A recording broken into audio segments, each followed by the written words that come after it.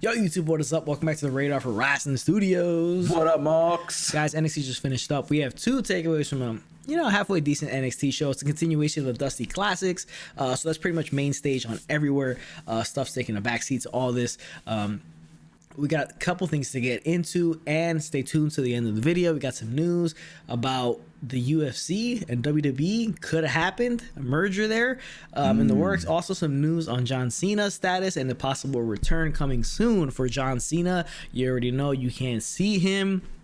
So without further ado, let's get right into it. Two takeaways from NXT. But before we do, I want to remind you guys to drop a like and then comment on this video because it helps out a lot with the YouTube algorithm. Promotes our videos more to you guys so you guys can find them easier. So appreciate all that. Love conversating with you guys and getting to know you guys and getting to your opinions on professional wrestling. Subscribe to the channel if you're not subscribed. Notification bell so you guys will learn when new videos drop. Make sure you follow them on social medias. You already know what that is. Pop out on the screen. Without further ado, let's get right into it. Two takeaways from NXT. NXT started off men's Dusty Classic match, MSK versus Drake Maverick and Killian Dane with that funny ass song that they come out to.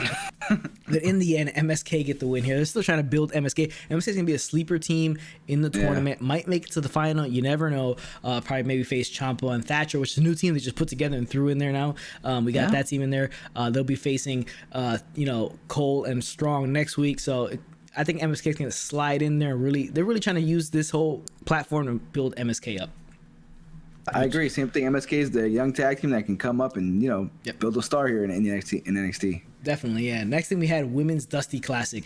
Raquel Gonzalez and Dakota Kai, who look like the favorites right now to win this whole thing, versus Aaliyah and Jessica Mia. We haven't seen Robert Stonebrand in a while. We get it again here with Aaliyah, and maybe Jessica Mia is part of it. I don't know. We'll see what happens. It's been a kind of a failure, Robert Stonebrand, since the beginning. Yep. So that thing continues.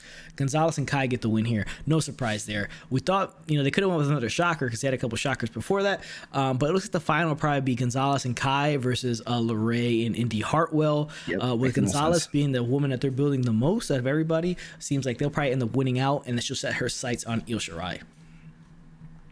Next thing on the show, Tyler Rust with Malcolm Bevins taking on Danny Garcia. Not that Danny Garcia, a different one. Rust gets the win here after losing last week to Bronson Reed. He gets a win here, so momentum continues to be gained for Rust in whatever the hell he's going to end up doing later on. We'll see. I mean, this Blevins guy so far, he was a big deal as a manager, and so far he's not really delivered. So we'll see what happens. He hasn't, yeah. We also had Kurt Stallion in the back. He was going to take on Santos Escobar for the Cruiserweight Championship, but he's mysteriously attacked. You all knew it was Legado del Fantasma that did it. William Regal busts into their locker room, irate at that, and says that match will happen next week because it can't happen tonight after the beatdown. And if something happens to him again, there will be major punishments to Legado del Fantasma. Interesting spot here, though. After that, Legado del Fantasma is gonna they're grinning, shit-eating grins on their face. They're excited about this, happy about this, and then they're gonna go out to eat or celebrate, and they find a card in their luggage. It's one of them big tarot cards that you see Scarlett playing with in her promos. So is Karrion Kross coming for that? That'd be kind of interesting, I guess. Cruiserweight champion. I don't think Karrion Kross really fits the cruiserweight look. But we'll see. I think he's just coming to clap that ass and then just be done with it. Yeah, so we'll see what happens. I don't know. Because that's but don't meet him in the parking lot because if it's in the parking lot, we got the Fantasma. Exactly. Now they picked up the card, and I'm assuming that's what it was because he looked at it, he was scared. He said, "That's brujeria," so that's witchcraft. So I'm assuming that's what they're talking about. And I guess he has his high sets on Santos Escobar. We'll see what happens. But next thing on the show, we had men's Dusty Classic action again. Leon Ruff and Kushida taking on the Grizzled Young Veterans, and it's not so much of a shocker, but I thought they were going to push Kushida and Ruff in this, but Kushida has his eyes set on North American Championship, and so does somebody else. Grizzly Young Vets get the win here. They continue on the Classic. Afterwards, you have, the Way, Johnny Gargano and Austin Theory coming out beating up Kushida and Ruff. And I thought it was a really funny spot where you had Austin Theory beating down, I believe it was Ruff on the outside, and our boy Dexter Lumis standing behind him, creeping on him, and scares the living hell out of him. So there's two individuals eyeing for that North American Championship in, Kushida and Dexter Lumis. Definitely. I mean, interesting setup going on. I'm excited to see what's going on in this Dusty tournament. Yep. What's coming up, what feuds we're going to see out of it. Why is Dexter Lumis creeping on everybody like this right now? I mean, that's what he does. But what is he going to be thrown into this? Is he looking at the U.S. title? Yeah. I don't know or North American title. We'll see what happens. Definitely a lot of interesting stuff going around in this, area of the tag team tournament. Definitely is, yeah. Next thing on the show was Toni Storm makes her intentions clear to Io Shirai that she's coming for that NXT Women's Championship. Io Shirai confronts her. They begin to brawl. Here comes Mercedes Martinez because she has a stake in that championship scene as well. Remember, Storm and Mercedes Martinez got eliminated from the Dusty Classic. So they begin to brawl. All women, 3 women begin to brawl. This is takeaway number 1 because this woman behind us holding the NXT Women's Championship, Toni Storm, stands tall, and I guess she gets first dibs on NXT Championship. Maybe they go with triple. Yeah. They could go the triple threat route. They could. But I think these are all placeholders, even though it's going to be good stuff, most likely placeholders till Raquel Gonzalez is there because she seems just like that's the person that's going to get the title off of Shirai. They've rocket strapped her and that's going to the moon. So, it was a good segment. And good to see Mercedes Martinez, one of the lucky ones, getting out of Retribution. Yes. I mean, how happy is she right now? Like, she's in like an NXT, like women's championship picture. Like, God. Yeah. Boy, she's like she like just, I don't know what she did, but she lucked out. I would say it's free Mia Yim from that shithole. And free Keith Lee. We haven't seen Keith Lee in forever, too. My God. Yeah. But this happened. It was good stuff. Toni Storm stands tall. We'll see when this match happens. It could happen maybe at the next takeover or whatever. But we'll see what's going on going forward. But I thought it was an overall good segment. Yep, agree. That's takeaway number 1 on the show. The next thing on the show was Bronson Reed taking Isaiah Swerve-Scott again. Reed gets the win again. So this continues. I mean, it was a pretty good match, but we'll see where it goes going forward to continue to build Bronson Reed, see where he ends up going with all this. Next thing on the show was the main event. Finn Balor and Kyle O'Reilly taking on Oney Lorcan and Danny Burch. It was a long one, too. It was a long match, but it was a good one. It was good. Balor and O'Reilly get the win.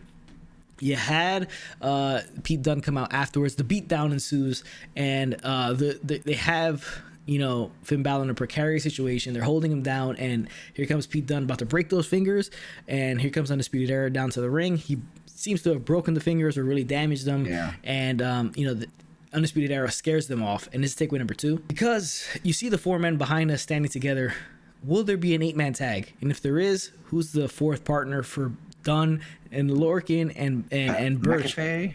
Do they bring back Pat McAfee? I don't know. There's been issues. It's talking about how they said he wasn't going to be around anymore for now. It was kind of odd.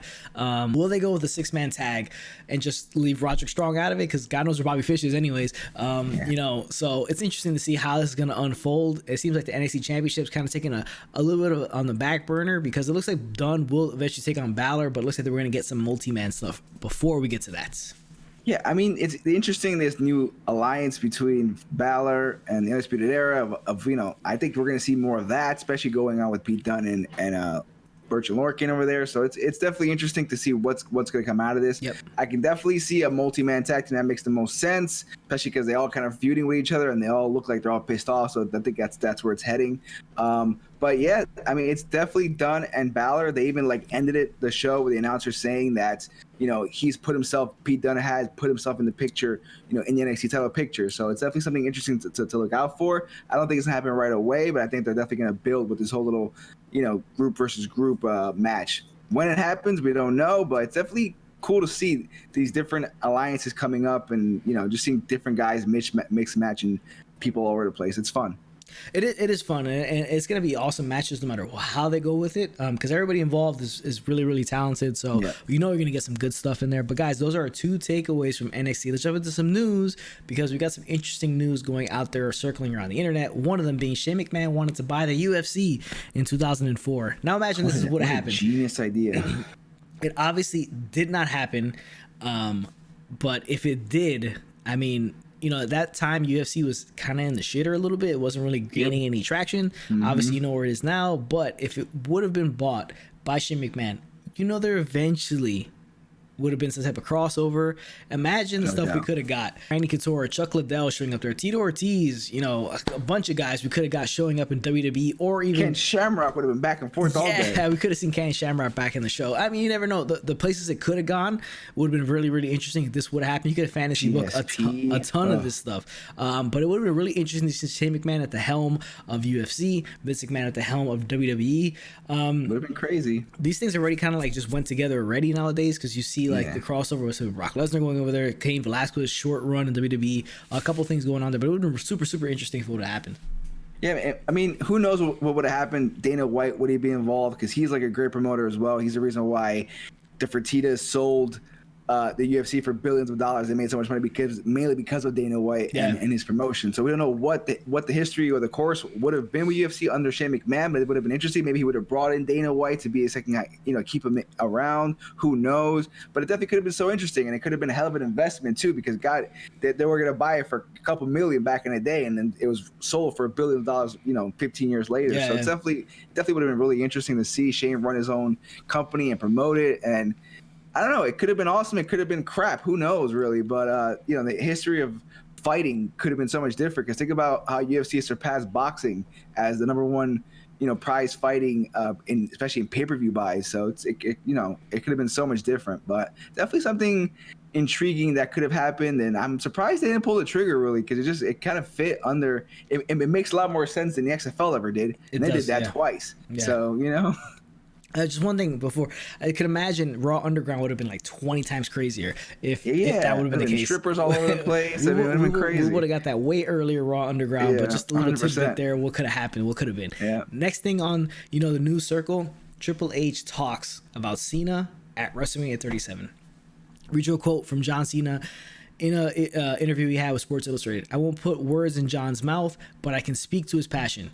And it's WWE and WrestleMania. Once you do this at a high level, and John does it at the highest, it's very hard to put it down. And if there's a way for him to be there, he will be there. Now, it's it being in Tampa, Florida. Obviously, he lives there, and you can't ever count John Cena out. So will you see the Doctor of Thugonomics at WrestleMania 37? Remember, they need headliners 2 nights. You need a total of 4 headliners. They could go back to the John Cena well, bring him in, and have him show up and face somebody. Who the hell knows who? But I don't count it out. Cena likes to show up for WrestleManias. I can't remember the last time he missed one. So, you know, he could definitely show up and have a big role. So we'll see what happens with that. Yeah, I mean, the last few Cena moments have been more of just like he had the crazy match with Bray last. I forgot what was it called, the House of Horrors or whatever it was called, that weird match at WrestleMania. The Firefly Funhouse. The Firefly Funhouse match that he did came back as the you know, Dr. Thugonomics against Elias a couple years ago. He did the whole ticket as a fan thing, and then got the Undertaker match where he just jobbed to the Undertaker in a couple minutes. Yep. So who knows? He can basically do anything. He can just show up and just, you know, have his own little segment, kind of like The Rock did in Dallas, where he just did his own thing. You can do something like that. It doesn't have to be a match. It doesn't have to be involved in storylines. Just having John Cena as an attraction, as something interesting to be there, that'd be fun to see. Just because, let's face it, they don't have a lot of main event stars at the moment. So WrestleMania needs to feel bigger, and to feel bigger, you're going to bring in John Cena, who, if love him or hate him, the man gets a reaction. So he's definitely a star, one of the greatest of all time. You could arguably say he's on Mount Rushmore of WWE champions. You know, that's an argument that you probably can make, a really strong argument. So, I don't know, Pete, I mean, I want to see Cena there. He's entertaining. It's fun. Does he have a movie coming out? Isn't it Fast and Furious coming on HBO Max soon? Who the hell knows? Promote that. Let's do that. Yeah, they could totally do it. We'll see what happens. It would be pretty interesting, but I won't count him out. I would say the percentages right now, he's probably 85% likely to show up because it is John Cena. But guys, that's the news we have for you guys today. 2 takeaways from NXT and some news for you guys. Appreciate you guys for tuning in. Remember to like, subscribe, comment on what you guys think is going on right now with the news, and what we dropped for you, and what you guys think about NXT currently. Appreciate you guys for tuning in. Like, subscribe, all that good stuff. It doesn't work for it, not do the job. Later, Morks.